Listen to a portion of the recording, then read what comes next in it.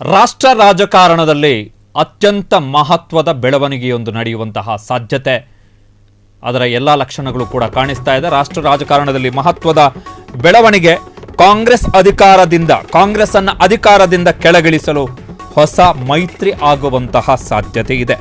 ಈ ಮೈತ್ರಿ ಆದರೆ ಕಾಂಗ್ರೆಸ್ಗೆ ಭವಿಷ್ಯದಲ್ಲಿ ಇನ್ನಷ್ಟು ಕಷ್ಟ ಆಗಬಹುದು. ಇದೇ ವರ್ಷ ನಡೆದೇ ಬಿಡುತ್ತಾ ಅಂಥದ್ದೊಂದು ಮೈತ್ರಿ. ಇದು ರಾಷ್ಟ್ರ ರಾಜಕಾರಣದ ಈ ಕ್ಷಣದ ದೊಡ್ಡ ಸುದ್ದಿ. ವೆರಿ ಇಂಪಾರ್ಟೆಂಟ್ ಪೊಲಿಟಿಕಲ್ ಡೆವಲಪ್ಮೆಂಟ್ ಇದು, ವೆರಿ ಇಂಪಾರ್ಟೆಂಟ್.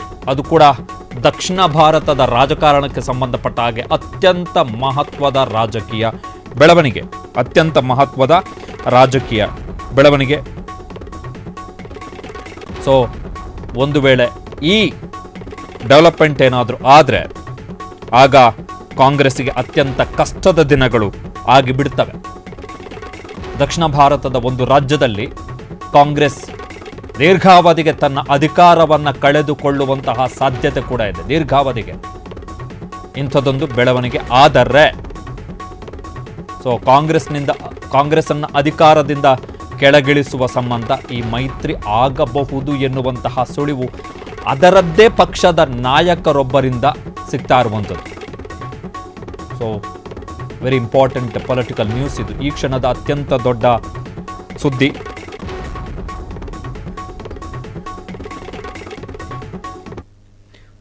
ಬಿಜೆಪಿಯ ಜೊತೆಗೆ ಮೈತ್ರಿಯನ್ನ ಮಾಡಿಕೊಳ್ಳುತ್ತಾ BRS, ತೆಲಂಗಾಣದ ಪ್ರಾದೇಶಿಕ ಪಕ್ಷ, ಈ ಹಿಂದಿನ TRS ಈಗಿನ BRS ಬಿಜೆಪಿಯ ಜೊತೆಗೆ ಮೈತ್ರಿಯನ್ನ ಮಾಡಿಕೊಳ್ಳುತ್ತಾ. ಒಂದು ವೇಳೆ ಮೈತ್ರಿ ಮಾಡಿಕೊಂಡ್ರೆ ಏನಾಗಬಹುದು, ಮೈತ್ರಿ ಮಾಡಿಕೊಳ್ಳಬಹುದು ಎನ್ನುವಂತಹ ಸುಳಿವನ್ನ ಸ್ವತಃ BRS ಪಕ್ಷದ ನಾಯಕಿ ಆ ಸುಳಿವನ್ನ ಕೊಟ್ಟಿದ್ದಾರೆ. ಬಿಜೆಪಿಯ ಜೊತೆಗೆ ಮೈತ್ರಿಯನ್ನ ಮಾಡಿಕೊಳ್ಳುತ್ತಾ BRS ಮುಖ್ಯಸ್ಥ ಮಾಜಿ ಮುಖ್ಯಮಂತ್ರಿ KCRಗೆ ಪತ್ರವನ್ನ ಬರೆದಿದ್ದಾರೆ. ಆ ಪತ್ರವನ್ನ ಬರೆದಿರುವಂತದ್ದು ಬೇರೆ ಯಾರೂ ಅಲ್ಲ, TRS ಅಥವಾ ಈಗಿನ BRSನ ಸಂಸ್ಥಾಪಕ ಕೆ ಚಂದ್ರಶೇಖರ್ ರಾವ್ ಅವರ ಮಗಳು, ಮಾಜಿ ಮುಖ್ಯಮಂತ್ರಿ ಕೆ ಚಂದ್ರಶೇಖರ್ ರಾವ್ ಅವರ ಮಗಳು MLC ಕವಿತಾ ರಾವ್ ಈ ಪತ್ರವನ್ನ ಬರೆದಿದ್ದಾರೆ. ತಂದೆಗೆ 6 ಪುಟಗಳ ಪತ್ರವನ್ನ ಬರೆದಿರ್ತಕ್ಕಂತಹ ಮಗಳು ಕವಿತಾ ರಾವ್ ಬಿಜೆಪಿಯ ಬಗ್ಗೆ, ತಮ್ಮ ತಂದೆ ಹೊಂದಿರತಕ್ಕಂತಹ ಮೃದುತ್ವದ ಬಗ್ಗೆ ಕವಿತಾ ರಾವ್ ತಮ್ಮ ಪತ್ರದಲ್ಲಿ ಉಲ್ಲೇಖ ಮಾಡಿದ್ದಾರೆ. ಒಂದು, BRS ಸಂಸ್ಥಾಪನಾ ದಿನದ ಕಾರ್ಯಕ್ರಮದಲ್ಲಿ ಬಿಜೆಪಿಯ ಬಗ್ಗೆ KCR ಟೀಕೆಗಳನ್ನು ಮಾಡಿಲ್ಲ. ಎರಡನೆಯದ್ದು, ವಕ್ಫ್ ಕಾಯ್ದೆಯ ಬಗ್ಗೆ KCR ಸಂಸ್ಥಾಪನಾ ದಿನದಂದು ನಡೆದಂತಹ ಭಾಷಣದಲ್ಲಿ 25ನೆಯ ವರ್ಷದ ಕಾರ್ಯಕ್ರಮ ಏನಿತ್ತು ಆ ಭಾಷಣದಲ್ಲಿ ಬಿಜೆಪಿಯ ಬಗ್ಗೆ ಉಲ್ಲೇಖವನ್ನ ಮಾಡಿಲ್ಲ, ವಕ್ಫ್ ಕಾಯ್ದೆಯ ಬಗ್ಗೆ ಪ್ರಸ್ತಾಪವನ್ನ ಮಾಡಿಲ್ಲ. KCR ತಮ್ಮ ಭಾಷಣದಲ್ಲಿ ಉರ್ದುವಿನಲ್ಲಿ ಮಾತನಾಡಿಲ್ಲ, ಉರ್ದು ಭಾಷೆಯಲ್ಲಿ ಮಾತನಾಡಿಲ್ಲ. MLC ಚುನಾವಣೆಗಳಲ್ಲಿ BRS ಸ್ಪರ್ಧೆಯನ್ನ ಮಾಡಿಲ್ಲ. ಈ ಎಲ್ಲ ಅಂಶಗಳನ್ನು ನಾವು ಗಮನಿಸ್ತಾ ಇದ್ರೆ, ಪಕ್ಷದ ಒಳಗೆ ಆಗ್ತಾ ಇರುವಂತಹ ಈ ಎಲ್ಲ ಅಂಶಗಳನ್ನು ಗಮನಿಸ್ತಾ ಇದ್ರೆ ನಾವು ಬಿಜೆಪಿಯ ಜೊತೆಗೆ ಮೈತ್ರಿ ಮಾಡಿಕೊಳ್ಳಬಹುದು ಎನ್ನುವಂತ ಅನುಮಾನ ಬಲ ಆಗ್ತಾ ಇದೆ. ಅಂಥದ್ದೊಂದು ಅನುಮಾನ ಸೃಷ್ಟಿಯಾಗ್ತಿದೆ. ಅಸ್ತಿತ್ವ ಕಳೆದುಕೊಳ್ಳುತ್ತಿರುವ ಕಾಂಗ್ರೆಸ್ಸಿಗೆ ಬಿಜೆಪಿಯೇ ಪರ್ಯಾಯ ಎನ್ನುವಂತಹ ಅನಿಸಿಕೆಯನ್ನ ನಮ್ಮದೇ ಪಕ್ಷದ ಕಾರ್ಯಕರ್ತರು, BRSನ ಕಾರ್ಯಕರ್ತರೇ ವ್ಯಕ್ತಪಡಿಸ್ತಾ ಇದ್ದಾರೆ ಎನ್ನುವಂಥ ಅಂಶವನ್ನ ಕೆ ಕವಿತಾ ರಾವ್, ತೆಲಂಗಾಣ ರಾಷ್ಟ್ರ ಸಮಿತಿ ಇದರ ಮುಖ್ಯಸ್ಥ, ಮಾಜಿ ಮುಖ್ಯಮಂತ್ರಿ, ಸತತವಾಗಿ 2 ಬಾರಿ ಪ್ರಚಂಡ ಬಹುಮತದಿಂದ ಅಧಿಕಾರಕ್ಕೆ ಬಂದಂತಹ BRSನ ಮುಖ್ಯಸ್ಥ ಕೆ ಚಂದ್ರಶೇಖರ್ ರಾವ್ ಅವರ ಮಗಳು ಕವಿತಾ ರಾವ್ ತಮ್ಮ ತಂದೆಗೆ ಬರೆದಿರುವಂತಹ ಪತ್ರದಲ್ಲಿ ಉಲ್ಲೇಖ ಮಾಡಿದ್ದಾರೆ. ಪ್ರಮುಖವಾಗಿ 4 ಅಂಶಗಳು. ಒಂದು, KCR ಪಕ್ಷದ ಸಂಸ್ಥಾಪನಾ ದಿನದ ಭಾಷಣದಲ್ಲಿ ಬಿಜೆಪಿಯ ಬಗ್ಗೆ ಟೀಕೆಯನ್ನ ಮಾಡಿಲ್ಲ, ಒಂದು. ಎರಡನೆಯದ್ದು, ವಕ್ಫ್ ಕಾಯ್ದೆಯ ಬಗ್ಗೆ ಪ್ರಸ್ತಾಪವನ್ನ ಮಾಡಿಲ್ಲ. ಮೂರನೆಯದ್ದು, ಉರ್ದುವಿನಲ್ಲಿ ಭಾಷಣವನ್ನ ಮಾಡಿಲ್ಲ. ಉರ್ದು ಅಂತ ಹೇಳಿದ್ರೆ ಮುಸಲ್ಮಾನ ಮತಗಳನ್ನು ಕನ್ಸೋಲ್ಡೇಟ್ ಮಾಡಲಿಕ್ಕೆ ಪ್ರಯತ್ನವನ್ನ ಪಟ್ಟಿಲ್ಲ. MLC ಚುನಾವಣೆಗಳಲ್ಲಿ BRS ಸ್ಪರ್ಧೆ ಮಾಡಿಲ್ಲ. ಇದರ ಲಾಭ ಯಾರಿಗಾಯಿತು ಅಂತ ಹೇಳಿದ್ರೆ ಒಟ್ಟು 3 ಸ್ಥಾನಗಳಿಗೆ MLC ಚುನಾವಣೆ ನಡೆಯಿತು ಈ ವರ್ಷದ ಮಾರ್ಚ್ನಲ್ಲಿ. BRS ಸ್ಪರ್ಧೆ ಮಾಡಲಿಲ್ಲ. ಅದರ ಲಾಭ ಯಾರಿಗಾಯಿತು ಅಂತ ಹೇಳಿದ್ರೆ BJPಗಾಯಿತು ಅದರ ಲಾಭ. BJPಗೆ ಅದರ ಲಾಭ ಆಯಿತು. BJP MLC ಚುನಾವಣೆಯಲ್ಲಿ ಗೆಲ್ತು. BRS ಕಂಟೆಸ್ಟ್ ಮಾಡದ ಕಾರಣಕ್ಕೋಸ್ಕರ BJP ಕಾಂಗ್ರೆಸ್ನ ವಿರುದ್ಧ, ತೆಲಂಗಾಣದಲ್ಲಿ ಕಾಂಗ್ರೆಸ್ ಅಧಿಕಾರದಲ್ಲಿದೆ, ತೆಲಂಗಾಣದಲ್ಲಿ ಕಾಂಗ್ರೆಸ್ ಅಧಿಕಾರದಲ್ಲಿದೆ. ಇದು ಸಹಜವಾಗಿಯೇ BJPಗೆ ದೊಡ್ಡ ಗೇನನ್ನು ತಂದುಕೊಡ್ತು. ಒಟ್ಟು 3 ಸೀಟುಗಳನ್ನು ಗೆದ್ಕೊಳ್ತು. ಒಟ್ಟು 3 ಸೀಟುಗಳನ್ನು BJP ಗೆಲ್ತು. ಕಾಂಗ್ರೆಸ್ಗೆ ಭಾರಿ ಹಿನ್ನಡೆ ಆಯಿತು MLC ಈ ವರ್ಷದ MLC ಚುನಾವಣೆಯಲ್ಲಿ. ಅಧಿಕಾರದಲ್ಲಿರುವಂತಹ ಒಂದು ಪಕ್ಷ ಕಾಂಗ್ರೆಸ್ಸು ಸ್ಥಳೀಯ ಸಂಸ್ಥೆ ಪದವೀಧರ ಶಿಕ್ಷಕರ ಕ್ಷೇತ್ರದಿಂದ ನಡೆದಂತಹ ಚುನಾವಣೆಯಲ್ಲಿ ತನ್ನ ಬದ್ಧವೈರಿ ಪ್ರಾದೇಶಿಕ ಪಕ್ಷ BRSನ ಎದುರು ಪೈಪೋಟಿಯನ್ನು ಕೊಡಬೇಕಿತ್ತು, BJP ಎದುರು ಪೈಪೋಟಿಯನ್ನು ಕೊಡಬೇಕಿತ್ತು. ಬಟ್ BRS ಕಂಟೆಸ್ಟ್ ಮಾಡದ ಕಾರಣಕ್ಕೋಸ್ಕರ ಅದರ ಲಾಭ BJPಗೆ ಆಯಿತು. BJP 3 ಕ್ಷೇತ್ರಗಳನ್ನು ಗೆಲ್ತು. ಕಾಂಗ್ರೆಸ್ ಕೇವಲ 1 ಕ್ಷೇತ್ರಗಳನ್ನು ಗೆಲ್ತು ತೆಲಂಗಾಣದಲ್ಲಿ ನಡೆದಂಥ ವಿಧಾನ ಪರಿಷತ್ ಚುನಾವಣೆಯಲ್ಲಿ. ಸೊ ಕವಿತಾ ರಾವ್ ಆ ಅಂಶಗಳನ್ನು ಉಲ್ಲೇಖ ಮಾಡಿದ್ದಾರೆ. ಒಂದು ವೇಳೆ BRSಗೆ BJPಯನ್ನು ಸೋಲಿಸಬೇಕು, ಕಾಂಗ್ರೆಸ್ ಮತ್ತು BJP ಎರಡೂ ಕೂಡ ನಮ್ಮ ಸಮಾನ ವಿರೋಧಿಗಳು, ನಾವು ಎರಡರ ಜೊತೆಗೂ ಕೂಡ ರಾಜಕೀಯ ಹೋರಾಟವನ್ನು ಮಾಡ್ತೀವಿ ಎನ್ನುವಂತಹ ನಿಲುವೇನಾದರೂ ಇದ್ದಿದ್ದರೆ BRSಗೆ, ಸಹಜವಾಗಿ BRS ತನ್ನ ಅಭ್ಯರ್ಥಿಯನ್ನು ಆಗ್ತಾ ಇತ್ತು. ಬಹುಶಃ BJP ಆ ದೊಡ್ಡ ಪೊಲಿಟಿಕಲ್ ಗೇನನ್ನು ಮಾಡ್ಕೊಳ್ಳಿಕ್ಕೆ ಆಗ್ತಾ ಇರಲಿಲ್ಲ, ಎಲೆಕ್ಟರಲ್ ಗೇನನ್ನು. ಬಟ್ BRS ಕಂಟೆಸ್ಟ್ ಮಾಡಲಿಲ್ಲ, ಕೇಕ್ ವಾಕ್ ಆಗಿಬಿಡ್ತು BJPಗೆ. ಅದು ಸಹಜವಾಗಿಯೇ ತೆಲಂಗಾಣದಲ್ಲಿ ಕಾಂಗ್ರೆಸ್ಸಿಗೆ ಆಘಾತವನ್ನು ಉಂಟು ಮಾಡಿದೆ. ಮತ್ತು KCR ಅವರ ಪುತ್ರಿ ಕವಿತಾ ರಾವ್ ಅವರು ತಮ್ಮ ಪತ್ರದಲ್ಲಿ ಹೇಳಿರುವ ಪ್ರಕಾರ ತೆಲಂಗಾಣದಲ್ಲಿ ಇದರ ಪರಿಣಾಮ ಏನಾಗಿದೆ ಅಂತ ಹೇಳಿದ್ರೆ, ಕಾಂಗ್ರೆಸ್ಸನ್ನು ಸೋಲಿಸಲಿಕ್ಕೆ BRS ಬದಲು BJP ಪರ್ಯಾಯ ಪಕ್ಷವಾಗಿ ಹೊರಹೊಮ್ಮುತ್ತಿದೆ ಎನ್ನುವಂತಹ ಸೆಂಟಿಮೆಂಟ್ ಒಂದು, ಆ ಥರದೊಂದು ನೆರೇಟಿವ್ ತೆಲಂಗಾಣದ ರಾಜಕೀಯದಲ್ಲಿ ಸೃಷ್ಟಿಯಾಗಿದೆ. ಸೊ ಇದೇ ಕಂಟಿನ್ಯೂ ಒಂದು ವೇಳೆ ಆದರೆ BRSನ ಮನಸ್ಥಿತಿ ಅಥವಾ ಚಂದ್ರಶೇಖರ್ ಅವರ ನಿರ್ಧಾರಗಳು ಇದೇ ರೀತಿಯಾಗಿ ಹೋಗ್ಬಿಟ್ರೆ ವಿಧಾನಸಭಾ ಚುನಾವಣೆಯ ಸಂದರ್ಭದಷ್ಟೊತ್ತಿಗೆ ಸಹಜವಾಗಿಯೇ BJP ಮತ್ತು BRS ಮೈತ್ರಿಯನ್ನು ಮಾಡಿಕೊಳ್ಳುವ ಹಂತಕ್ಕೆ ಬಂದು ಬಿಡಬಹುದು.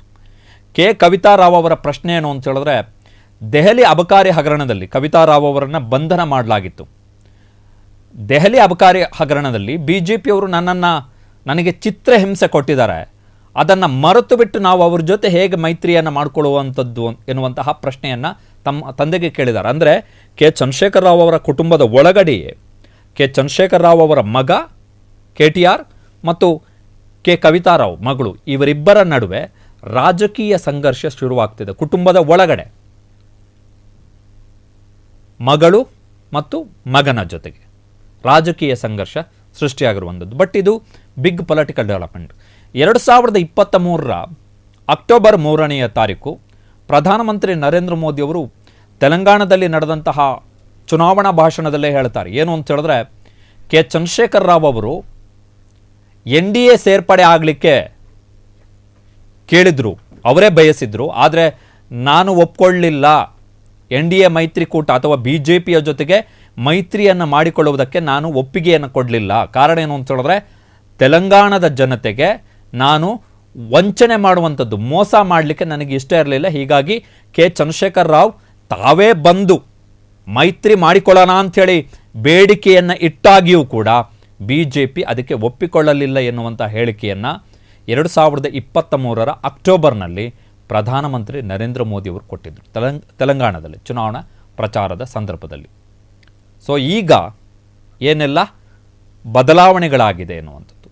ಒಂದು ವೇಳೆ BJP ಮತ್ತು BRS ಎರಡೂ ಪಕ್ಷಗಳು ಸೇರಿ ಎಲೆಕ್ಷನ್ನಿಗೆ ಹೋದರೆ ಕಾಂಗ್ರೆಸ್ನ ವಿರುದ್ಧ ಖಂಡಿತವಾಗಿ ಕಾಂಗ್ರೆಸ್ಸಿಗೆ ದೊಡ್ಡ ಹೊಡೆತ ಬೀಳುತ್ತೆ.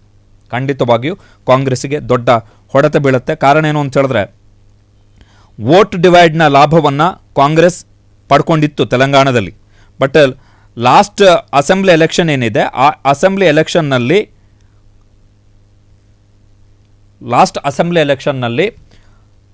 BJP ದೊಡ್ಡ ಪ್ರಮಾಣದ ಗೇನಿಂಗನ್ನು ಮಾಡಿದೆ.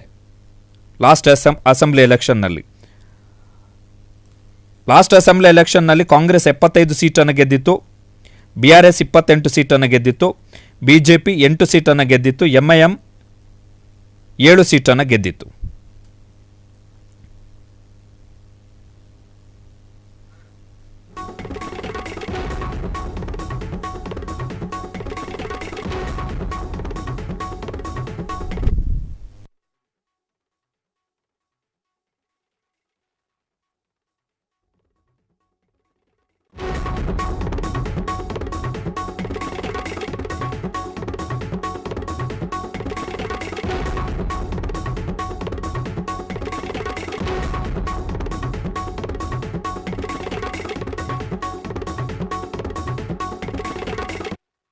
ಸಂದರ್ಭದಲ್ಲಿ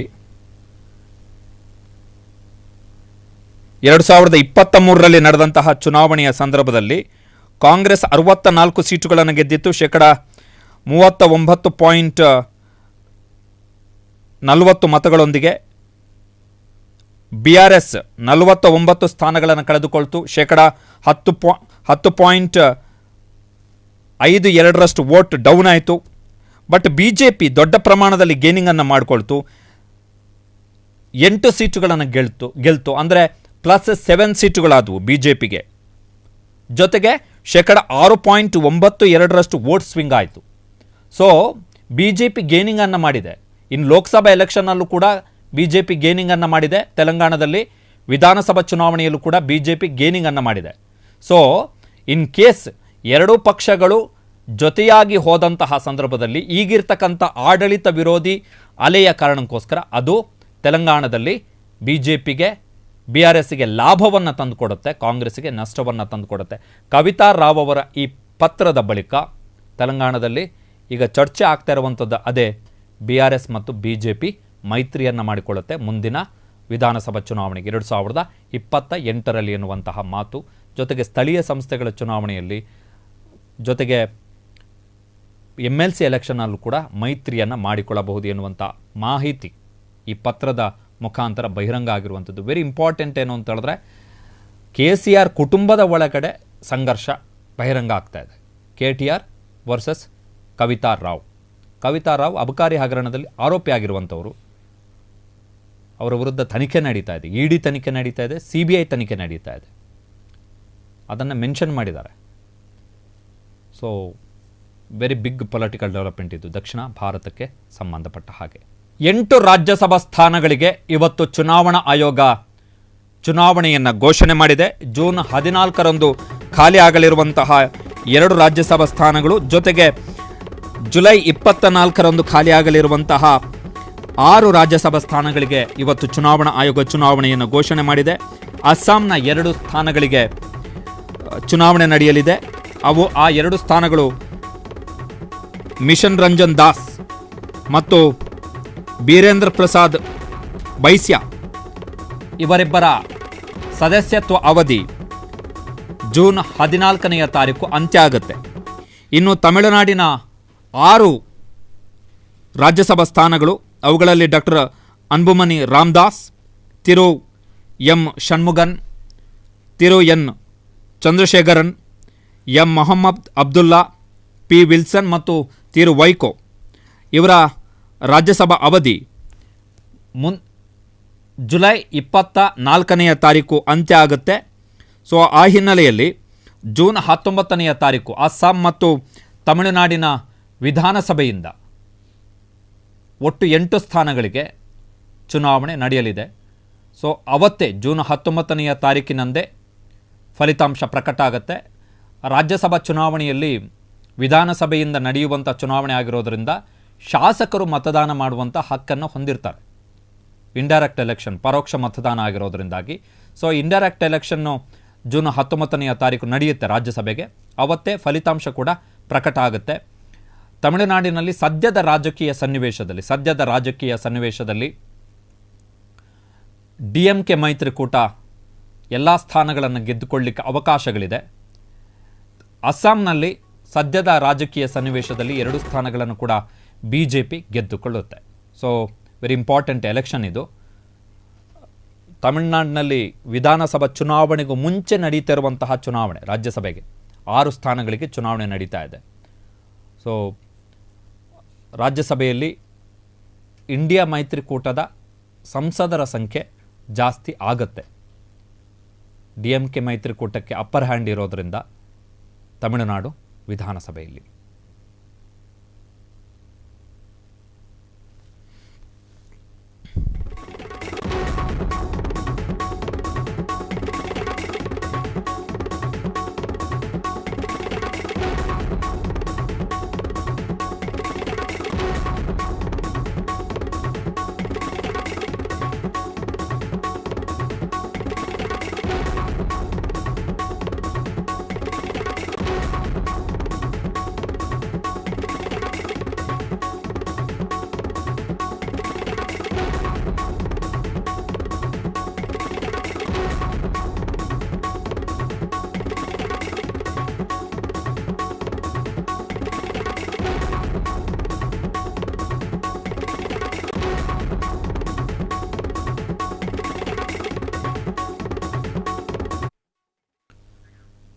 ಮುಖ್ಯಮಂತ್ರಿ ಸಿದ್ದರಾಮಯ್ಯ ನೇತೃತ್ವದ ಸರ್ಕಾರ ಮತ್ತು ಮೈಸೂರು ರಾಜವಂಶಸ್ಥರ ನಡುವಿನ ಸಂಘರ್ಷ ಈಗ ಹೊಸ ತಿರುವನ್ನು ಪಡೆದುಕೊಂಡಿದೆ.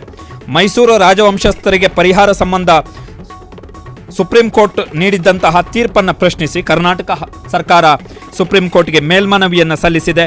ಕರ್ನಾಟಕ ಸಲ್ಲಿಸಿರುವಂತಹ ಮೇಲ್ಮನವಿ ಅರ್ಜಿಯ ವಿಚಾರಣೆ ನಾಳೆ ವಿಚಾರಣೆಗೆ ಬರಲಿದೆ. ಸುಪ್ರೀಂ ಕೋರ್ಟ್ ಮುಖ್ಯ ನ್ಯಾಯಮೂರ್ತಿ BR ಗವಾಯ್ ಮತ್ತು ನ್ಯಾಯಮೂರ್ತಿ AG ಮಸೀಹ್ ಅವರ ಪೀಠದಲ್ಲಿ ಈ ವಿಚಾರಣೆ ನಡೆಯಲಿದೆ. ಮೇ 22ನೇ ತಾರೀಕು ಸುಪ್ರೀಂ ಕೋರ್ಟ್ನ ನ್ಯಾಯಮೂರ್ತಿಗಳಾದಂತಹ MM ಸುಂದರೇಶ್ ಮತ್ತು ನ್ಯಾಯಮೂರ್ತಿ ಅರವಿಂದ್ ಕುಮಾರ್ ಅವರ ಪೀಠ ಕರ್ನಾಟಕ ಸರ್ಕಾರಕ್ಕೆ ಒಂದು ಮಹತ್ವದ ಆದೇಶವನ್ನು ಕೊಟ್ಟಿತ್ತು. ಏನು ಅಂತ ಹೇಳಿದ್ರೆ, ಮೈಸೂರು ಮಹಾರಾಜರಿಗೆ ಸೇರಿರ್ತಕ್ಕಂಥ ರಾಜವಂಶಸ್ಥರಿಗೆ ಸೇರಿದಂತಹ ಅರಮನೆ, ಬೆಂಗಳೂರಲ್ಲಿರ್ತಕ್ಕಂಥ ಅರಮನೆ ಗ್ರೌಂಡ್ ಏನಿದೆ ಅದರ 15 ಎಕರೆ ಜಾಗವನ್ನು ಸ್ವಾಧೀನಪಡಿಸಿಕೊಂಡಿದ್ದರ ಸಂಬಂಧ 3,11 ಕೋಟಿ ರೂಪಾಯಿಯಷ್ಟು ಪರಿಹಾರ ಕೊಡಬೇಕು ಎನ್ನುವಂತಹ ಆದೇಶವನ್ನು ಕೊಟ್ಟಿತ್ತು. ಮೇ 22ನೇ ತಾರೀಕು ನ್ಯಾಯಮೂರ್ತಿ MM ಸುಂದರೇಶ್ ಮತ್ತು ನ್ಯಾಯಮೂರ್ತಿ N ಅರವಿಂದ್ ಕುಮಾರ್ ಅವರ ಪೀಠ. ಆದರೆ ಈ ಪೀಠದ ಆದೇಶವನ್ನು ಪ್ರಶ್ನಿಸಿ ಇವತ್ತು ಕರ್ನಾಟಕ ಸರ್ಕಾರ ಸುಪ್ರೀಂ ಕೋರ್ಟ್ನಲ್ಲಿ ಮೇಲ್ಮನವಿಯನ್ನು ಸಲ್ಲಿಸಿದೆ. ಈ ಮೇಲ್ಮನವಿಯ ಪ್ರಮುಖ ಅಂಶ ಏನು ಅಂತ ಹೇಳಿದ್ರೆ, ಒಂದು 1996ರಲ್ಲಿ ಬೆಂಗಳೂರಿನ ಪ್ಯಾಲೇಸ್ ಗ್ರೌಂಡ್ ಏನಿದೆ, ಅರಮನೆ ಮೈದಾನ ಏನಿದೆ, ಅದರಲ್ಲಿ 15 ಎಕರೆ ಭೂಮಿಯನ್ನು ರಸ್ತೆ ವಿಸ್ತರಣಾ ಕಾಮಗಾರಿಗೋಸ್ಕರ ಸ್ವಾಧೀನಪಡಿಸಿಕೊಳ್ಳಲಿಕ್ಕೆ 1996ರಲ್ಲಿ ಕರ್ನಾಟಕ ಸರ್ಕಾರ ಒಂದು ಕಾಯ್ದೆಯನ್ನು ಜಾರಿಗೆ ತಂತು. ಆ ಕಾಯ್ದೆಯನ್ನು ಪ್ರಶ್ನಿಸಿ ಮೈಸೂರು ರಾಜವಂಶಸ್ಥರಿಗೆ ಸೇರಿದಂತಹ ಅರಮನೆ ಭೂಮಿಯ ಸ್ವಾಧೀನಕ್ಕೆ ಸಂಬಂಧಪಟ್ಟಂತಹ ಕಾಯ್ದೆಯನ್ನು ಪ್ರಶ್ನಿಸಿ ಕರ್ನಾಟಕ ಹೈಕೋರ್ಟ್ನಲ್ಲಿ ಅಪೀಲನ್ನು ಸಲ್ಲಿಕೆ ಮಾಡ್ತಾರೆ ಮೈಸೂರು ರಾಜವಂಶಸ್ಥರು. ಆದರೆ ಕರ್ನಾಟಕ ಹೈಕೋರ್ಟ್ 1997ರ ತನ್ನ ತೀರ್ಪಿನಲ್ಲಿ 1996ರಲ್ಲಿ ಕರ್ನಾಟಕದ ಸರ್ಕಾರ ಜಾರಿಗೆ ತಂದಿದ್ದಂತಹ ಕಾಯ್ದೆಯನ್ನು ಎತ್ತಿ ಹಿಡಿಯುತ್ತೆ, ಸರಿ ಇದೆ ಅಂಥೇಳಿ. ಕರ್ನಾಟಕ ಹೈಕೋರ್ಟ್ನ ಈ ತೀರ್ಪನ್ನು ಪ್ರಶ್ನಿಸಿ ಮೈಸೂರು ರಾಜವಂಶಸ್ಥರು ಸುಪ್ರೀಂ ಕೋರ್ಟಿಗೆ ಅರ್ಜಿಯನ್ನು ಸಲ್ಲಿಕೆ ಮಾಡ್ತಾರೆ. 1996ರ ಕರ್ನಾಟಕ ಸರ್ಕಾರದ ಕಾಯ್ದೆ ಸರಿ ಇಲ್ಲ ಅಂಥೇಳಿ. ಆ ಕಾಯ್ದೆ ನಿರ್ದಿಷ್ಟವಾಗಿರುವಂಥದ್ದು ಅರಮನೆ ಮೈದಾನದ ಭೂಮಿ ಏನಿದೆ ಅದನ್ನು ನಾವು ರಸ್ತೆ ಅಗಲೀಕರಣ, ಬಳ್ಳಾರಿ ಮತ್ತು ಜಯಮಹಲ್ ರೋಡ್ ಏನಿದೆ ಅದರ ಅಗಲೀಕರಣಕ್ಕೋಸ್ಕರ ಬಳಸಿಕೊಳ್ತೀವಿ ಅಂಥೇಳಿ. ಸೊ ಅದಕ್ಕೆ ಸಂಬಂಧಪಟ್ಟ ಹಾಗೆ ಮೈಸೂರು ರಾಜವಂಶಸ್ಥರು ಕರ್ನಾಟಕ ಹೈಕೋರ್ಟ್ನ ತೀರ್ಪನ್ನು ಪ್ರಶ್ನಿಸಿ ಸಲ್ಲಿಕೆ ಮಾಡಲಾಗಿರುವಂಥ ಮೇಲ್ಮನವಿ ಅರ್ಜಿ ಏನಿದೆ ಅದು ಸುಪ್ರೀಂ ಕೋರ್ಟ್ನಲ್ಲಿ ಇನ್ನೂ ಬಾಕಿ ಇದೆ ಕಳೆದ 28 ವರ್ಷಗಳಿಂದ. ಆ ಅರ್ಜಿಯ ಮೇಲೆ ಸುಪ್ರೀಂ ಕೋರ್ಟ್ ಇನ್ನೂ ಸ್ಟೇಯನ್ನಾಗಲಿ ಅಥವಾ ಯಾವುದೇ ರೀತಿಯಾದಂತಹ ಮಧ್ಯಂತರ ಆದೇಶಗಳನ್ನು ಕೊಟ್ಟಿಲ್ಲ. ಇದರ ನಡುವೆ ಇದೇ ಮೇ 22ನೇ ತಾರೀಕು ಸುಪ್ರೀಂ ಕೋರ್ಟ್ನ ದ್ವಿಸದಸ್ಯ ಪೀಠ ಈ ಅರಮನೆ ಮೈದಾನಕ್ಕೆ ಸಂಬಂಧಪಟ್ಟಂಥ 15 ಎಕರೆ ಭೂಮಿ ಏನಿದೆ ಸರ್ಕಾರ ಸ್ವಾಧೀನಪಡಿಸಿಕೊಂಡಿತ್ತು, ಆ ಭೂಮಿಗೆ 3,11 ಕೋಟಿ ರೂಪಾಯಿ, ಅಂದರೆ 1 ಎಕರೆಗೆ ಸುಮಾರು 200 ಕೋಟಿ ರೂಪಾಯಿ ವ್ಯಾಲ್ಯೂಯೇಷನ್ ಆಗುವಂಥದ್ದು. ಈ ತಿಂಗಳು ಕೊಟ್ಟಂಥ ಆದೇಶದ ಪ್ರಕಾರ 3,011 ಕೋಟಿ ರೂಪಾಯಿ ಪರಿಹಾರ ಕೊಡಬೇಕು ಅಂತೇಳಿ ಆದೇಶವನ್ನು ಕೊಟ್ಟಿದೆ ಮೇ 22ನೇ ತಾರೀಕು. ಕರ್ನಾಟಕ ಸರ್ಕಾರದ ವಾದ ಏನು ಅಂತ ಹೇಳಿದ್ರೆ 1996ರಲ್ಲಿ ಅರಮನೆ ಮೈದಾನಕ್ಕೆ ಸಂಬಂಧಪಟ್ಟಂತಹ ಭೂಮಿಯನ್ನು ವಶಪಡಿಸಿಕೊಳ್ಳುವಂತಹ ಸಂದರ್ಭದಲ್ಲಿ ಫಿಕ್ಸ್ ಮಾಡಲಾಗಿದ್ದಂಥ ರೇಟ್ ಎಷ್ಟು ಅಂತ ಹೇಳಿದ್ರೆ 11 ಕೋಟಿ ರೂಪಾಯಿ. 2004ರಲ್ಲಿ ಆಗ ಸರ್ಕಾರ ಟೌನ್ ಪ್ಲಾನಿಂಗಿಗೆ ಒಂದು ತಿದ್ದುಪಡಿಯನ್ನು ತರುತ್ತೆ, ನಗರ ಯೋಜನೆಗೆ. ಅದರಲ್ಲೊಂದು TDR ಅಂತೇಳಿ ಒಂದು ಸ್ಕೀಮನ್ನು ತರ್ತಾರೆ. ಈ ಮೈಸೂರು ರಾಜವಂಶಸ್ಥರ ವಾದ ಏನು ಅಂತ ಹೇಳಿದ್ರೆ ನಮಗೆ TDRನ ಪ್ರಕಾರ ಪರಿಹಾರ ಕೊಡಬೇಕು ಅಂತ. ರಾಜ್ಯ ಸರ್ಕಾರದ ವಾದ ಏನು ಅಂತ ಹೇಳಿದ್ರೆ 1996ರಲ್ಲಿ ಕರ್ನಾಟಕ ವಿಧಾನಸಭೆ ಅಂಗೀಕರಿಸಿದ ಕಾಯ್ದೆಗಳ ಅಡಿಯಲ್ಲಿ ಮೈಸೂರು ಅರಮನೆ ಮೈದಾನದ ಭೂಮಿ ಏನಿದೆ ಬೆಂಗಳೂರಲ್ಲಿ, ಆ ಭೂಮಿಯನ್ನು ನಾವು ವಶಪಡಿಸ್ಕೊಂಡಿದ್ದೀವಿ 1996ರ ಕಾಯ್ದೆಯ ಪ್ರಕಾರ. TDR ಬಂದಿದ್ದು 2004ರಲ್ಲಿ. ವಶಪಡಿಸಿಕೊಂಡಂತಹ ಭೂಮಿ 1996ರಲ್ಲಿ ಆಗಿರೋದ್ರಿಂದ ನಾವು ಅದನ್ನು ಪೂರ್ವಾನ್ವಯ ಮಾಡಿ ರೆಟ್ರೋಸ್ಪೆಕ್ಟಿವ್ ಆಗಿ ಈ ಹಿಂದಿನ ವರ್ಷಕ್ಕೆ ಅನ್ವಯ ಮಾಡಿ ನಾವು ಪರಿಹಾರ ಕೊಡೋಕ್ಕಾಗಲ್ಲ. ರೆಟ್ರೋಸ್ಪೆಕ್ಟಿವ್ ಅಫೆಕ್ಟ್ ಮಾಡೋಕ್ಕಾಗಲ್ಲ. TDR ಬಂದಿದ್ದು 2004ರಲ್ಲಿ, ಭೂಸ್ವಾಧೀನ ಆಗಿರುವಂಥದ್ದು 1996ರಲ್ಲಿ. ಹೀಗಾಗಿ ಆ ರೆಟ್ರೋಸ್ಪೆಕ್ಟಿವ್ ಎಫೆಕ್ಟ್ ಮಾಡಿ ಏನು ಪರಿಹಾರ ಕೊಡಬೇಕು ಅಂತೇಳಿ ಸೂಚನೆಯನ್ನು ಕೊಡಲಾಗಿದೆ, ಅದನ್ನು ಕ್ವಾಶ್ ಮಾಡಬೇಕು ಅಂತ ಒಂದು. ಎರಡನೆಯದ್ದು, ಕರ್ನಾಟಕ ಹೈಕೋರ್ಟು 1996ರಲ್ಲಿ ಕರ್ನಾಟಕ ವಿಧಾನಸಭೆ ಅಂಗೀಕರಿಸಿದಂಥ ಕಾಯ್ದೆಯನ್ನು ಎತ್ತಿ ಹಿಡಿದಿತ್ತು. ಅಂದರೆ ಅದು ಸಂವಿಧಾನಬದ್ಧವಾಗಿದೆ ಅಂತ ಹೇಳಿತ್ತು. ಅದನ್ನು ಪ್ರಶ್ನಿಸಿ ರಾಜವಂಶಸ್ಥರು ಸುಪ್ರೀಂ ಕೋರ್ಟಿಗೆ ಹೋಗಿದ್ದರು. ಅದ್ರ ಮೇಲೆ 28 ವರ್ಷಗಳಿಂದ ಆ ಕೇಸ್ ಸುಪ್ರೀಂ ಕೋರ್ಟ್ನಲ್ಲೇ ಇದೆ. ಅದ್ರ ಮೇಲೆ ಇನ್ನೂ ಕೂಡ ಯಾವುದೇ ಮಧ್ಯಂತರ ಆದೇಶ ಆಗಲಿ ತೀರ್ಪಾಗಲಿ ಬಂದಿಲ್ಲ. ಅದು ಬರದ ಹೊರತು ಈಗ ನಮಗೆ 3,011 ಕೋಟಿ ರೂಪಾಯಿ ಕೊಡಿ ಅಂತ ಹೇಳಿದ್ರೆ ಅದು ಹೇಗೆ ಸರಿಯಾಗುತ್ತೆ ಅನ್ನುವಂಥದ್ದು ವಾದ. ಇನ್ ಕೇಸ್ ಈಗ ಸುಪ್ರೀಂ ಕೋರ್ಟ್ನಲ್ಲಿರುವಂತಹ ಮೇಲ್ಮನವಿಯಲ್ಲಿ ಕರ್ನಾಟಕ ಹೈಕೋರ್ಟ್ ಕೊಟ್ಟಂತಹ ತೀರ್ಪು ಸರಿ ಇದೆ, 1996ರ ಕಾಯ್ದೆ ಏನಿದೆ, ಜಾರಿಯಾದಂಥ ಕಾಯ್ದೆ ಏನಿದೆ ಅದು ಸರಿ ಇದೆ ಅಂತ ಆಗಿಬಿಟ್ರೆ ಮೈಸೂರು ಮಹಾರಾಜ ವಂಶಸ್ಥರಿಗೆ ನಾವು ಇಷ್ಟು ದುಡ್ಡು ಕೊಡಬೇಕಾದಂಥ ಅಗತ್ಯನೇ ಬರಲ್ಲ. 3,011 ಕೋಟಿ ರೂಪಾಯಿ ಏನು ಸಣ್ಣ ಅಮೌಂಟ್ ಅಲ್ಲ. 1 ಎಕರೆಗೆ 200 ಕೋಟಿ ರೂಪಾಯಿ. 1 ಎಕರೆಗೆ 200 ಕೋಟಿ ರೂಪಾಯಿ. 452 ಎಕರೆನ ನಾವು ಇನ್ ಕೇಸ್ ಸ್ವಾಧೀನಪಡಿಸ್ಕೋತೀವಿ ಅಂತ ಹೇಳಿದ್ರೆ, ಸರ್ಕಾರ ಬಳಕೆಗೆ ಮಾಡಬೇಕು ಅಂತ ಹೇಳಿದ್ರೆ ಮೈಸೂರು ರಾಜವಂಶಸ್ಥರಿಗೆ ಅವರ ಉತ್ತರಾಧಿಕಾರಿಗಳಿಗೆ ಲಕ್ಷಾಂತರ ಕೋಟಿ ರೂಪಾಯಿ ದುಡ್ಡು ಕೊಡಬೇಕಾಗತ್ತೆ ಪರಿಹಾರದ ರೂಪದಲ್ಲಿ. 1 ಎಕರೆಗೆ 200 ಕೋಟಿ, 3,011 ಕೋಟಿ ರೂಪಾಯಿ. ಎಷ್ಟು ಎಕರೆ? ಕೇವಲ 15 ಎಕರೆ. 1996ರಲ್ಲಿ ಫಿಕ್ಸ್ ಆಗಿದ್ದಂಥ ರೇಟು 11 ಕೋಟಿ. ಈಗ ಅದು ಎಲ್ಲಿಗೆ ಬಂದು ನಿಂತಿದೆ ಅಂತ ಹೇಳಿದ್ರೆ 200 ಕೋಟಿ ರೂಪಾಯಿಗೆ ಬಂದು ನಿಂತಿದೆ.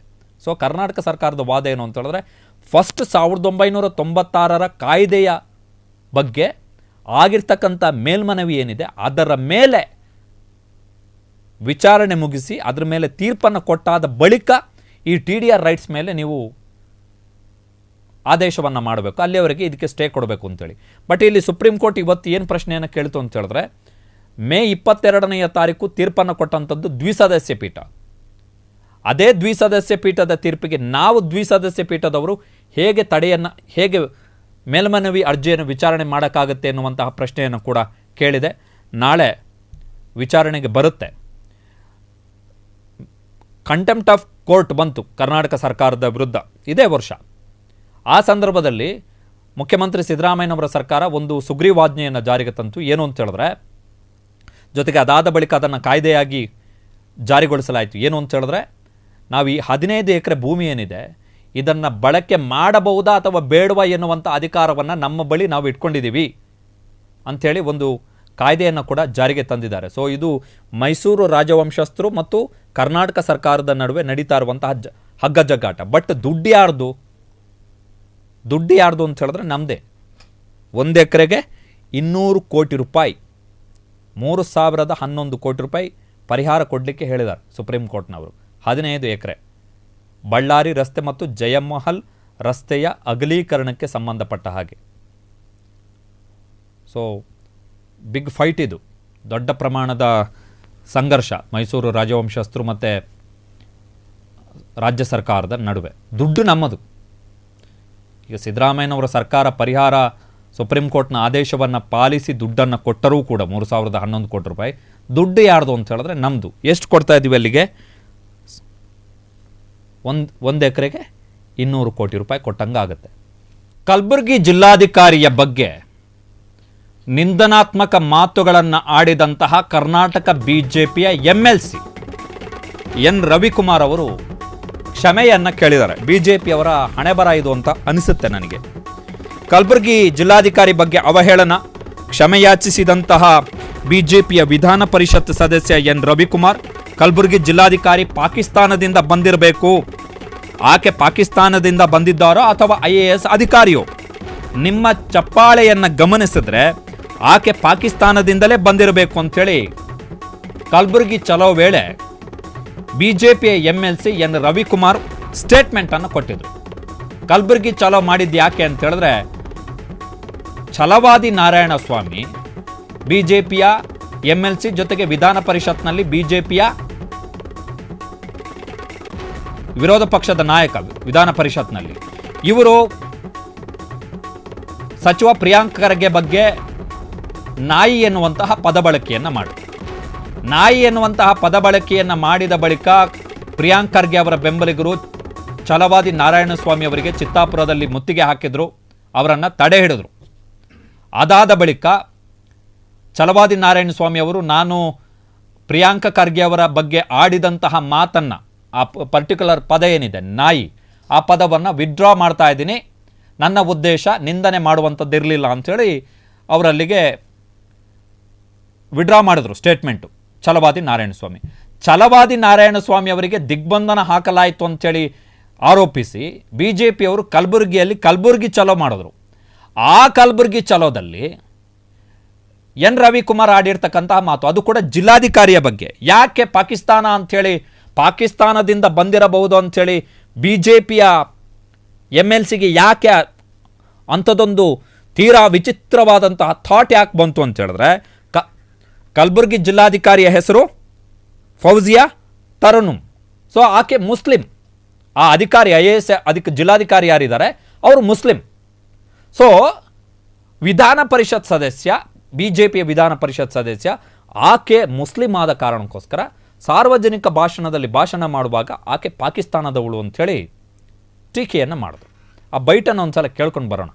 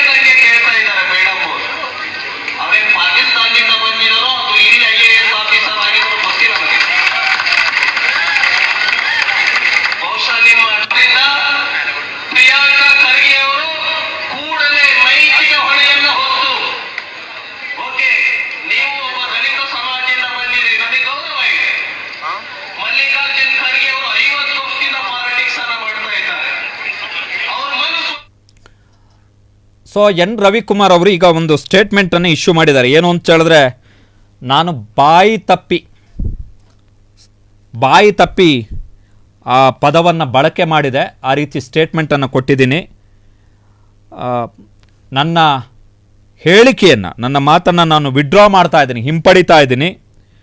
ನಾನು ಆ ಅಧಿಕಾರಿಯ ಬಗ್ಗೆ ಉನ್ನತ ಗೌರವವನ್ನು ಇಟ್ಕೊಂಡಿದ್ದೀನಿ. ನನಗೆ ಆ ಅಧಿಕಾರಿಯ ಕಾರ್ಯದಕ್ಷತೆ ಮತ್ತು ಆಕೆಯ ವೃತ್ತಿಪರತೆಯ ಬಗ್ಗೆ ನನಗೆ ಯಾವುದೇ ಎಳ್ಳಷ್ಟು ಸಂಶಯಗಳಿಲ್ಲ ಅಂಥೇಳಿ ವಿಧಾನ ಪರಿಷತ್ನ ಸದಸ್ಯ ಜೊತೆಗೆ BJPಯ ಮುಖ್ಯ ಸಚೇತಕ ವಿಧಾನ ಪರಿಷತ್ನಲ್ಲಿ ಎನ್ ರವಿಕುಮಾರ್ ಕ್ಷಮೆಯನ್ನು ಕೇಳಿದ್ದಾರೆ, ವಿಡ್ರಾ ಮಾಡಿದ್ದಾರೆ ಸ್ಟೇಟ್ಮೆಂಟನ್ನು. ಬಟ್ ಅವರು ಕಲಬುರಗಿ ಚಲೋ ವೇಳೆ ಮಾಡಿದಂಥ ಆ ಭಾಷಣದಲ್ಲಿ ಅವರು ಕೊನೆಯಲ್ಲಿ ಒಂದು ಹೇಳ್ತಾರೆ, ನೀವು ಚಪ್ಪಾಳೆ ತಟ್ಟಿದ್ದನ್ನು ನೋಡಿದ್ರೆ ಆ IAS ಅಧಿಕಾರಿ ಪಾಕಿಸ್ತಾನದಿಂದಲೇ ಬಂದಿರಬೇಕು ಅಂತೇಳಿ. ಕೆಳಗೆ ಕೂತಂತಹ ಪಕ್ಷದ ಕಾರ್ಯಕರ್ತರು ಚಪ್ಪಾಳೆ ತಟ್ಟುತ್ತಾರೆ ಎನ್ನುವಂಥ ಏಕೈಕ ಕಾರಣಕ್ಕೋಸ್ಕರ ವಿಧಾನಸೌಧದಲ್ಲಿ ಮೇಲ್ಮನೆ ಅಂತೇಳಿ ಕರೆಯಲಾಗುವಂತಹ ವಿಧಾನ ಪರಿಷತ್ನ ಸದಸ್ಯ, ಅದರಲ್ಲೂ ಕೂಡ BJPಯ ಮುಖ್ಯ ಸಚೇತಕ, ತಾನು ಮಾತನಾಡುವಂತಹ ಸಂದರ್ಭದಲ್ಲಿ IAS ಅಧಿಕಾರಿಯನ್ನು ನೀವು ಪಾಕಿಸ್ತಾನದವರು ಅಂತ ಕರೆದು ಬಿಟ್ರೆ ಅದು ಏನು ದೊಡ್ಡ ಸಾಧನೆ ಆಗುತ್ತೆ?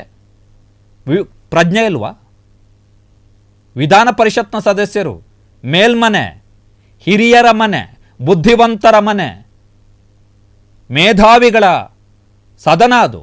ಆ ಸದನದಿಂದ ಬಂದಂತಹ ಸದಸ್ಯರೇ ಸಾರ್ವಜನಿಕ ವೇದಿಕೆಯಲ್ಲಿ IAS ಅಧಿಕಾರಿ ಇಸ್ಲಾಮಿಗೆ ಸೇರಿದವರು ಎನ್ನುವಂಥ ಏಕೈಕ ಕಾರಣಕ್ಕೋಸ್ಕರ ಆ IAS ಅಧಿಕಾರಿಯ ಧರ್ಮವನ್ನು ಆಧಾರವಾಗಿಟ್ಕೊಂಡು ಪಾಕಿಸ್ತಾನದಿಂದ ಬಂದಿರಬೇಕು, ಚಪ್ಪಾಳೆ ತಟ್ಟಿದ್ದನ್ನು ನೋಡಿದ್ರೆ ನಿಮ್ಮ ಮಾತು ನಿಜ ಅನಿಸುತ್ತೆ ಅಂತ ಹೇಳಿ ಹೇಳ್ತಾರೆ ಅನ್ನೋದಾದರೆ ಇನ್ನು ಯಾವ ತಲೆ ಇಟ್ಕೊಂಡು ಇವರೆಲ್ಲ ಡಿಬೇಟ್ ಮಾಡ್ತಾರೆ? ಇನ್ನು ವಿಡ್ರಾ ಸ್ಟೇಟ್ಮೆಂಟು.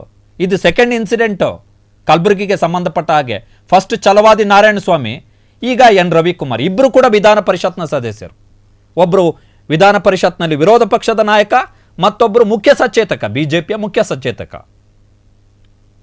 ಒಟ್ಟಾರೆ ಭಾಷಣ, ಚಪ್ಪಾಳೆ ತಟ್ಟಬೇಕು, ಜನ ಪ್ರಚಾರದಲ್ಲಿರಬೇಕು, ಲಂಗು ಲಗಾಮಿಲ್ಲ.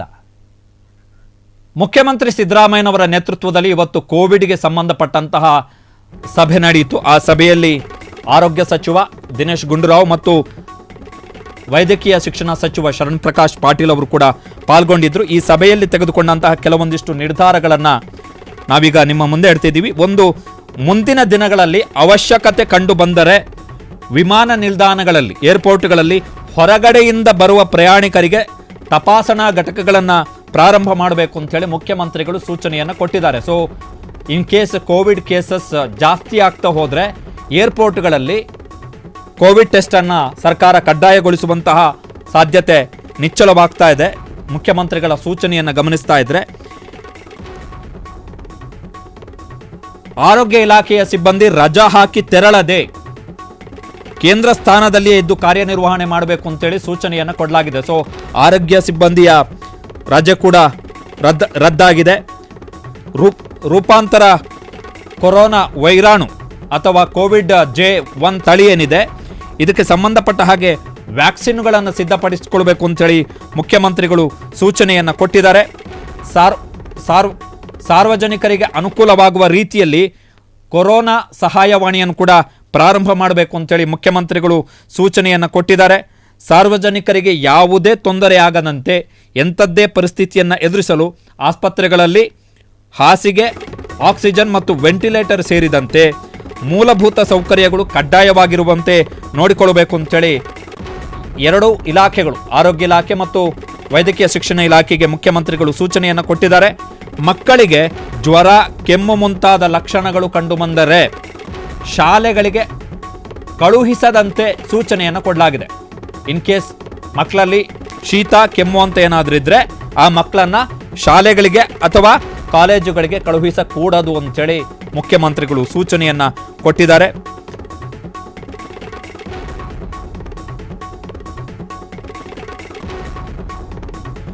ಕಳೆದ ಜನವರಿಯಿಂದ ಕೂಡ ಕೊರೋನಾ ಪ್ರಕರಣ ಕಾಣಿಸಿಕೊಳ್ತಾ ಇದೆ.